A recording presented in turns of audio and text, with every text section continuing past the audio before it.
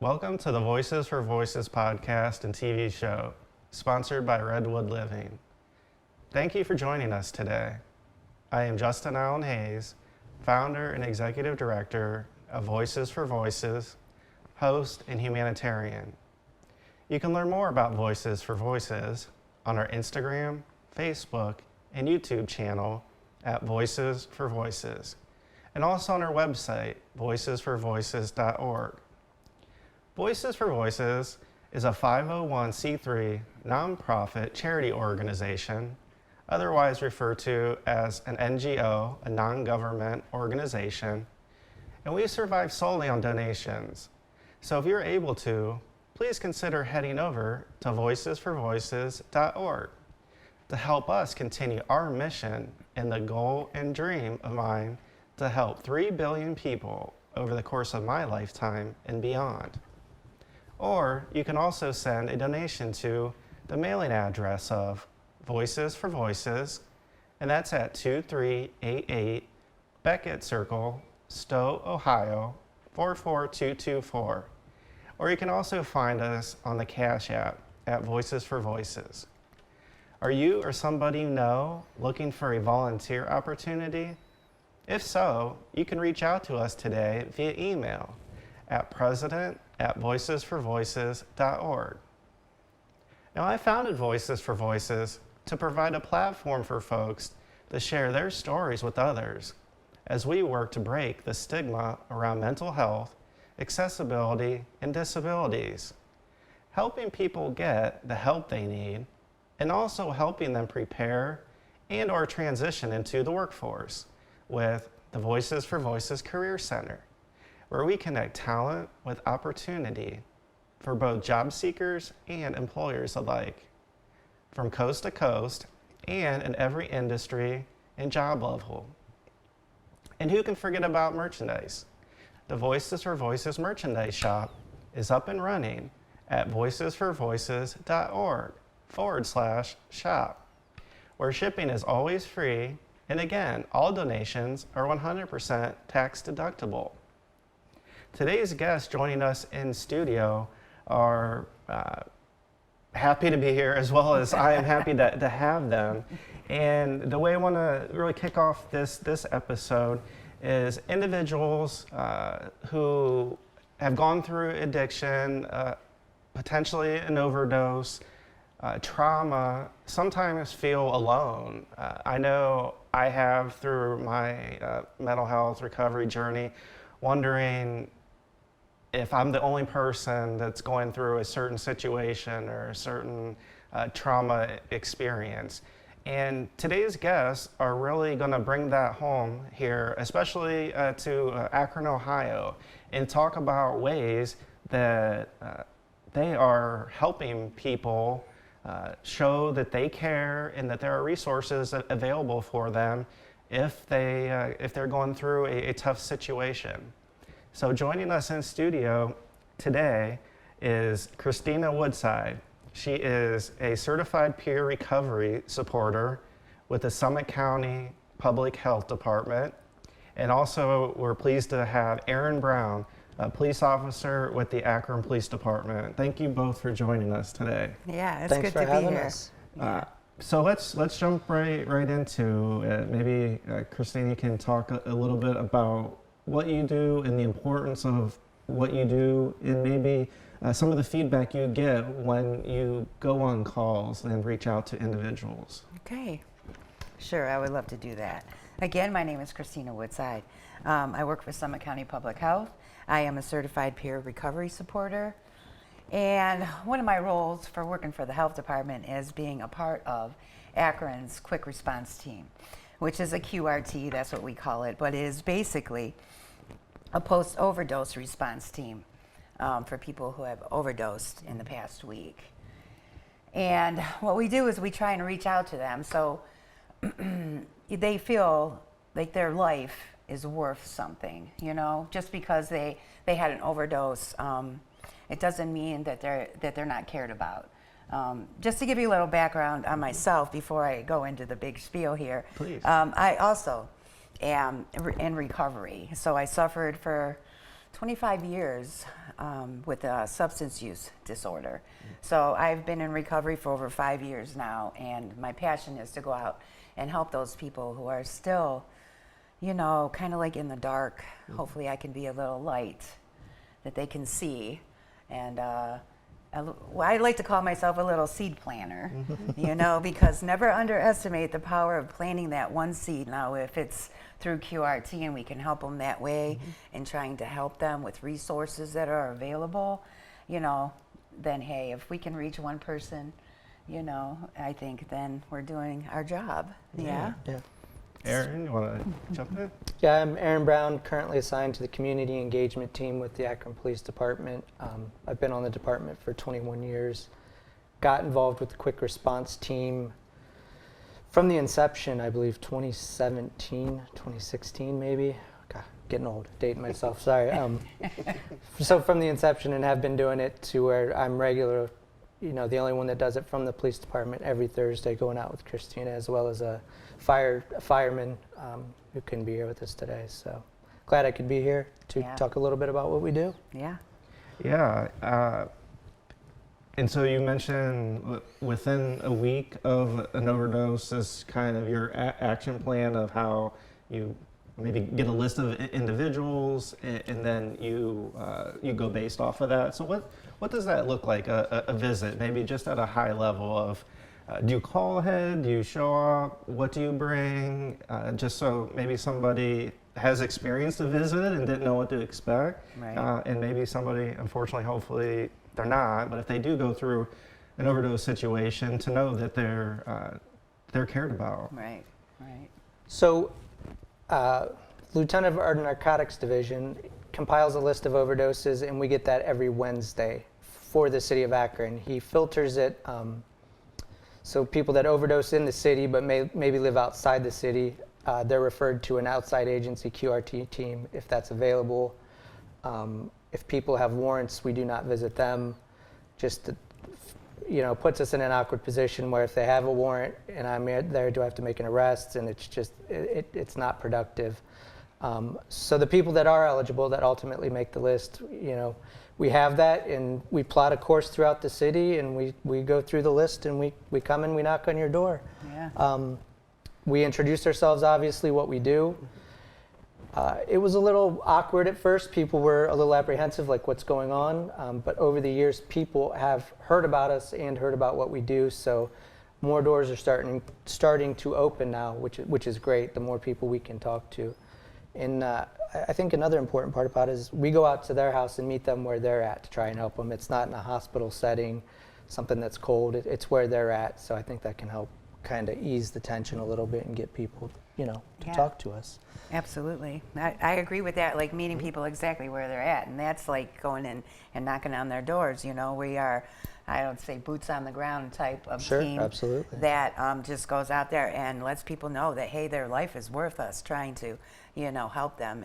You know, because we provide resources and education about overdose awareness and Narcan. We pass out Narcan. It's free. You know, we give out fentanyl test strips because just in case, hey, you are using a substance, please check your substances before you use them. You know, because fentanyl, you know, has been killing people. Let's just be honest, it's killing people out there. And it's the #1 cause of the deaths, the overdose deaths in our Akron city. You know, so check your product before you do it, if you're going to do it, you know. We also have partnered up with American Heart Association, and they give us CPR kits to pass out, which has, you know, a video educating them on exactly how to give CPR. You may not be certified, but let me tell you that education is important, because sometimes the Narcan doesn't work, and you're going to need to know how to help people if they're not breathing or they're overdosing, and you don't have Narcan. Let's just say you don't have Narcan. That's a good educational tool to have on hand. And that's key when you call 911 and they're not breathing. The dispatcher will start to instruct, okay, you need to do CPR chest compressions until the paramedics arrive. So, you know, that goes hand in hand with an overdose. So the more people we can educate, and this just goes, and I tell people this all the time, you could be in a grocery store and somebody could have a cardiac incident. CPR is an invaluable tool to have in case something should happen anywhere. Yeah. So. Yeah. So Christina, having the lived experience of going through and still continuing to go through recovery, do you get maybe more receptive responses as you're sharing information that, I'll just use an example of being an instructor at school and talking about marketing. And so they talk about the different principles, Right. the P's, price, place, promotion, and go through that versus using that information kind of in that lived experience of different experiences I've been through that an individual a student may encounter somewhere down the road. So having that lived experience going out into the community, what's the response that you get, and you feel that they're able to relate a little bit more to you versus somebody coming with just a pamphlet and Right. information like, you need to do this, you need to do this. Exactly. And you're like, look, I'm doing it. Right, exactly. I mean, I hope the response is good. I mean, sometimes I can't always tell right there at that moment. Sure. But I believe just the relating with somebody like, hey, I've been there, I know what you're going through, is a good, is like, some people are like, oh, thank God, I really hope that reaches a lot of people more than what I can see, right there in the moment. But yeah, having that lived experience is just, hey, there's hope for you. If I can do it, let's just, you can do it too, and let's give some hope to them, It's a hope thing, I believe. It's like a seed planting and a hope that they can also change their life if that's what they're willing to do. It's possible. We do recover. And I do want to share with the audience, I first met Christina, I think it was late 2022, at Summit County Public Health. They were having a free Narcan distribution at the McDonald's on Dare Road in Hudson/Stowe. Not sure, it's very close on the line there. But that was when I first met Christina and learned a little bit about herself and her story.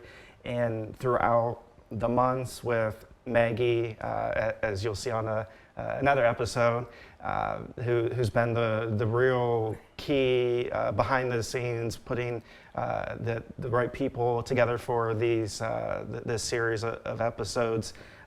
So they were out doing that free distribution, was able to meet them, and here we are several months later, putting this together. And I think just having an interest, whatever that interest may be, might put you in a situation where you come across people maybe you wouldn't come across ordinarily or for in the course of your life, but sometimes connections are very helpful, and by taking the work that we're doing at Voices for Voices, the work that the Akron PD is doing, the Summit County Public Health Department is doing, we all, at the end of the day, we care about people, and that's why we're here. We're all human beings, and I think that's really the key for anybody at home, on the subway, listening, whether they're in Northeast Ohio, in Akron, whether they're somewhere else in the United States, or we do have audience, viewers, listeners across the world that may be hearing this. And so these episodes are meant to be an inspiration to you, to show what regular human beings are doing and helping others. And with all the craziness going out in the world, there are people that really, truly want to help others. So bringing things back here to our conversation, why partner with the police? Is that a natural fit? Just in general, as a program, people might think, okay, the program, somebody from the health department is reaching out. How did the police, was that an easy integration, just for somebody who might not know? So actually some history on it. QRT was formed in 2015 in Coleraine Township, which is outside Cincinnati in Hamilton County. Okay. And they're kind of the baseline for how it got started. And their approach was, okay, we're going to have a recovery addiction coach, a police officer, and a paramedic. Kind of a united front community, let's go out. All of us, whether I'm the first one on scene of an overdose or the paramedic is, we're all involved somehow. So that's how it kind of got started, and that's how it formed in Summit County. And yeah, I think so far it's been a great fit. And part of that too is a lot of people going through addiction issues fear the police and say, okay, they're just here to arrest me. So a lot of that I'm just there to say, hey, we're here to help and educate. Whatever we can do to help. Don't be scared. There was programs, Good Samaritan Law. We can educate people on that. So where if there's, somebody does overdose, there is a minor amount of drugs there. You don't have to worry about calling the police and getting arrested. That's fine. We'll put you in this program, no criminal charges, because ultimately the goal is to get help. You can't just keep arresting people and expecting sending them to jail is going to fix the problem. You have to get to the root of the problem, and that's kind of what we're here to do. And Absolutely. She's got all the resources, so I'm just there to be a smiling face and say I'm here to help. So. And he's very passionate about it, the job as well as I am, and our Akron fire paramedic. He's awesome too. Sometimes they switch out because of shift changes and different I guess schedules that they have, but I think it's important to have Akron PD and the fire, because they're the ones that first respond on the scene. Okay. They have the information. They might know the person that we're going to check up on because they went on scene. Okay. So I think it's important to get, because they have the info. Yeah, they have the info, and it's good that we partnered up. So people can say, hey, we're partnered together, and we're out there in the community to try and help people. Because that's what we love to do, right? And as you mentioned with the model in Coleraine, bringing that up to Summit County with Akron PD, the work that you do, it's not statewide. It's not every city, every department, every police department. Is that correct? Correct. And I wish I had better numbers. I know there are certain cities that do it. I believe Barberton has a program. Cuyahoga Falls may have a program, but then there are certain cities that don't have programs. Okay. And we'll see somebody that overdoses within the city of Akron has addressed, especially smaller town sometimes outside of the county, and there is no QRT team that handles that. So oftentimes Christina will try to reach out, either sending something through the mail, Yep. or if we do have a phone number, we can reach them over the phone to Right. try and talk to them and see if there's anything that she can do, any resources that she can provide. Yeah. But I wish I did have, like statewide, how many groups were actually doing this. Yeah, and I think it's also important too that, we really tried to build connections and relationships with people. We really do. Whether they're responsive of it, that's another story. Mm-hmm. But, we really try and connect and have relationships with people. We empower people to take control of their own health and wellness, even if it's just by giving them a Narcan kit, mm-hmm. And we provide resources and education, as Aaron has said, yeah. Because there are programs out there. I mean, even now, too bad Akron Fire isn't here, because they have partnered up with SUMA. Yes. Okay, and right now we've had it in the last month. Probably last month we've had Suboxone, okay, on our QRT team, and the Akron Fire Paramedic is basically in charge of that. But I mean, we have that readily available for somebody if they're right there in the moment, are ready, and they want to do. And of course, they meet the criteria, because there's certain criteria you have to meet before we can put you on a Suboxone program and then have you follow up with SUMA. But so that's available too. We haven't had experience with it yet. No, still in the infancy stage. Right, so. But it is available, and I think that's awesome. That's awesome. We're given another opportunity, another choice for somebody who's looking to change their life. There's another way. There is another way if they're not happy with what they're doing. So. And I think that leads into maybe some figures that you may have of. Absolutely. So just some numbers that I pulled prior to coming up here.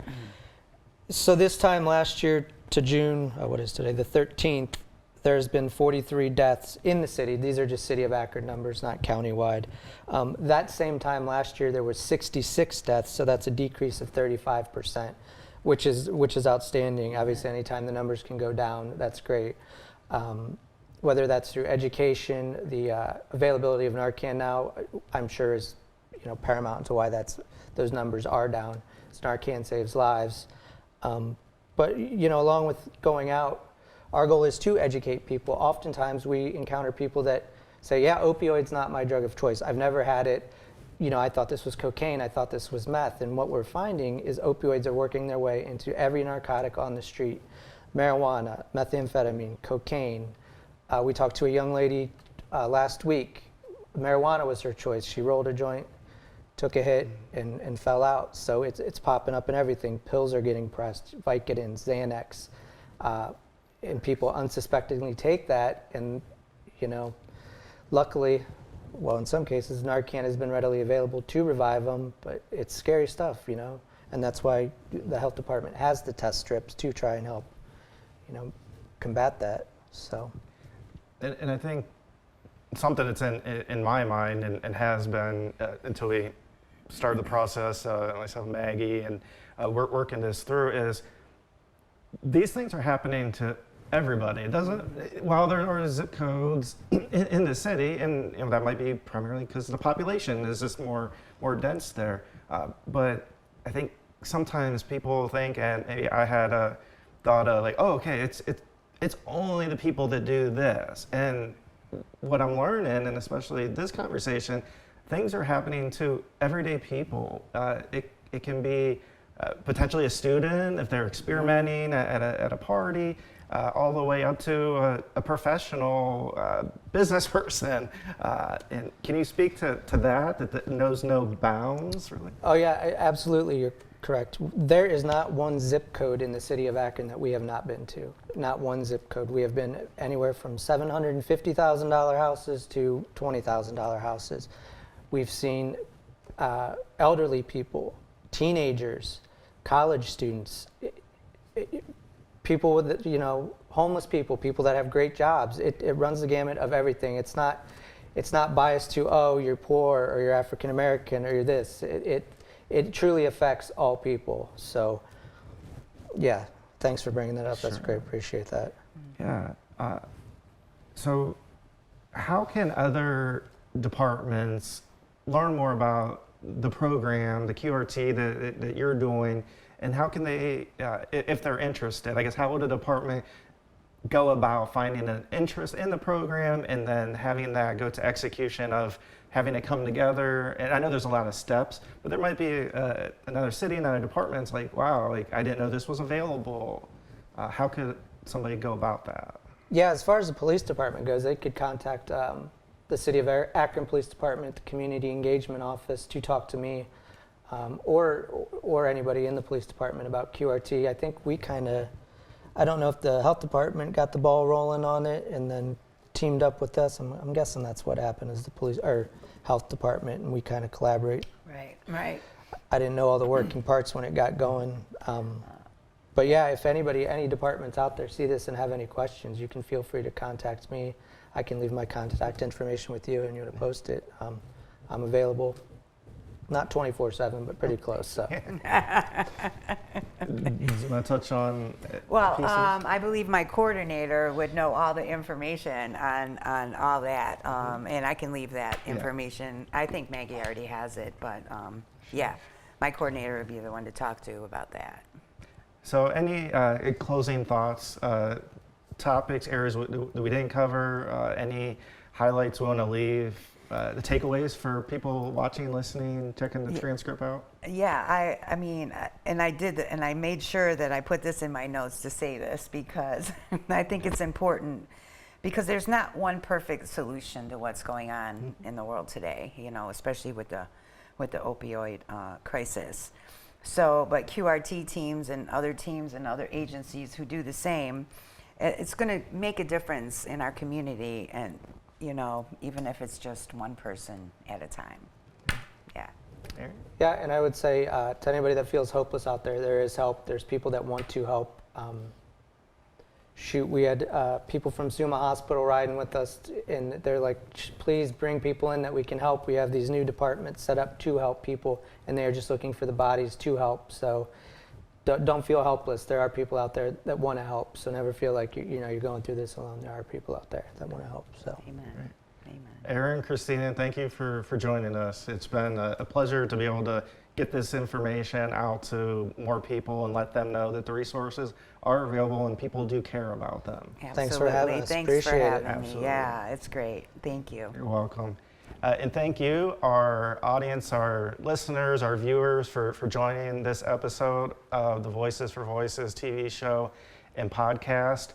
We hope that this information is helpful.